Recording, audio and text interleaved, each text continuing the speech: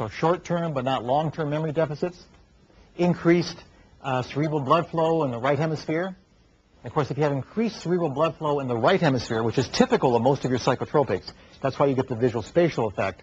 That's why you get the sense of the presence, because the sensed presence is really the right hemispheric equivalent of your sense of self. And when it intrudes into awareness, you feel this other sentient being. You also get attenuates the luteinizing hormone in men and women. And, of course, with excessive use, you can also get gynecomastia. What's gynecomastia? Gyneco?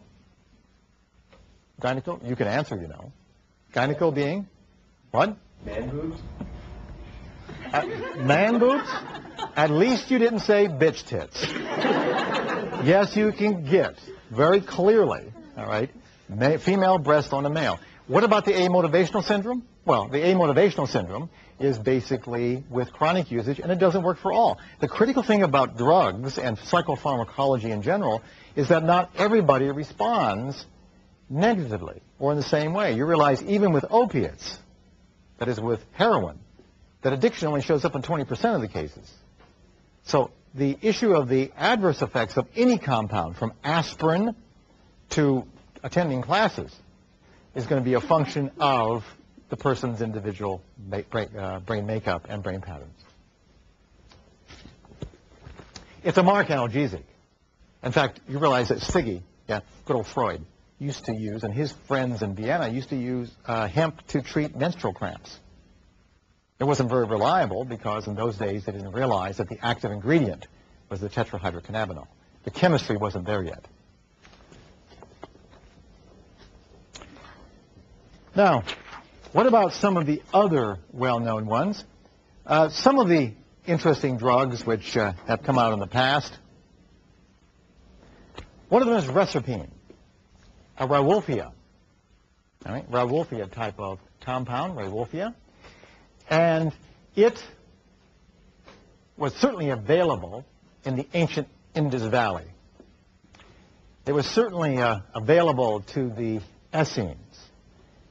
And one of the things we find about reserpine, take a good look at it, is it's classic of drugs. Remember I said there's individual differences? A synergism means that when you put compounds together, they produce something different. And we found here that if an animal shows temporal lobe ability, is restrained, and is given reserpine, the animal will show death-like features for a couple of days in hypothermia, and then literally rise from the dead. Now let's take a good look at that.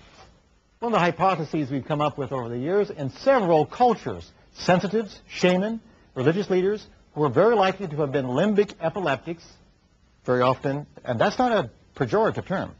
Limbic lability is tied to creativity. It's tied to insight. It's tied to extracting information from the environment that the contemporaries don't have. And it's right hemispheric, something to do with the right hemisphere and creativity.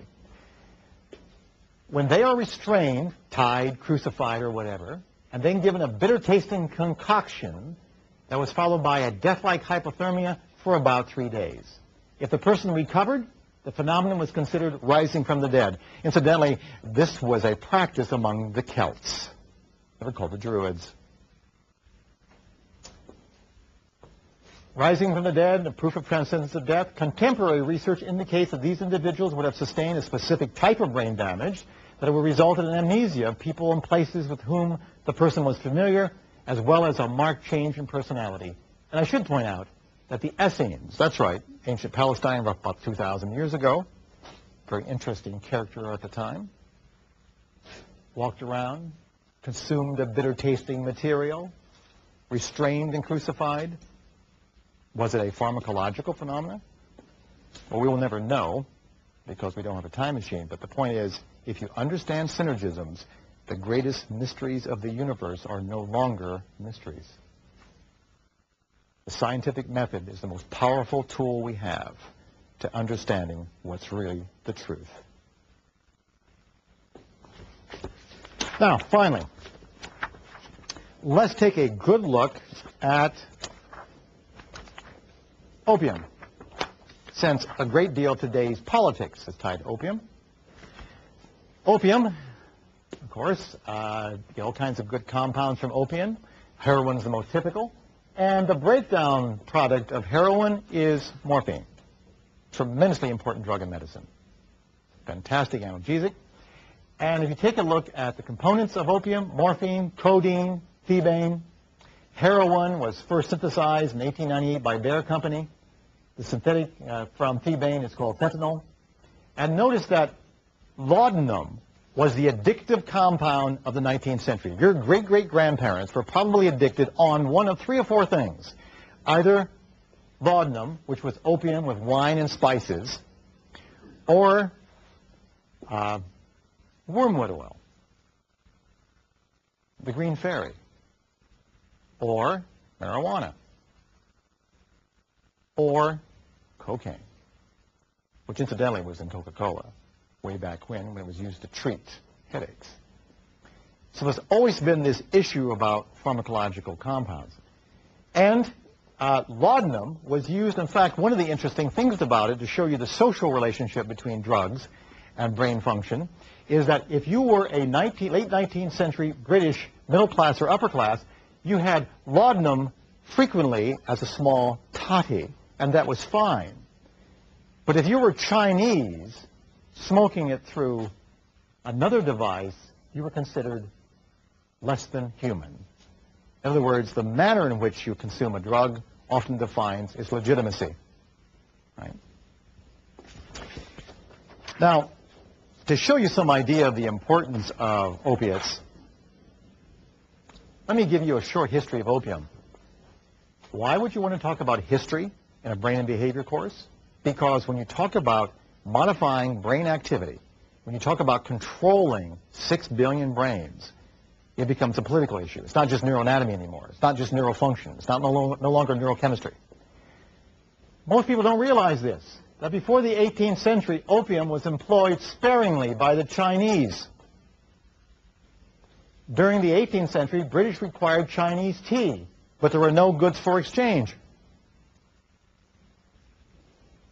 In 1773, the British conquered Bengal province in India and acquired the monopoly over raw opium.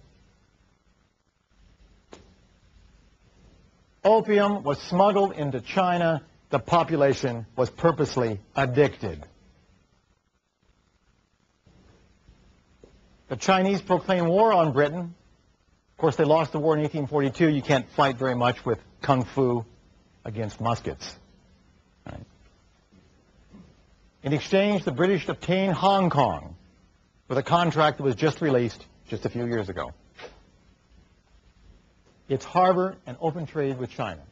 And in the Treaty of 1860, China was required to legalize opium within its borders. So if you have any compound that can influence masses of human behavior, you can imagine what it does from the point of view of impact. So what do we do about it as neuroscientists? First thing we would have to do is to realize that consciousness is created within the brain, that it's related to neurochemical patterns, certain compounds occurring in nature, and optimally still to be synthesized by large drug companies could easily modify the way consciousness operates, making us more and more homogeneous and less individual. These are all possibilities because of the potency of these compounds. But we shouldn't end it there. We should also point out that there are many ways to produce altered states. The effectiveness and consequences of chemical interactions with cells are functions of the complexity of the spatial structure of the molecules. We know that. The reason LSD has an effect is because it imitates serotonin. The reason mescaline has an effect because it's similar to dopamine. Right? The reason some of the other more sickening compounds, such as some of the crazy weeds that used to be found along the eastern coast of Virginia, when you held it and played with it and pulled your hands out with it, you felt like you were floating and flying and you were a witch. These compounds that made you sick as a dog, those were cholinergic compounds because they were similar to acetylcholine. So these drugs work because they imitate, right, structures. But the critical thing is we can still do it with something else.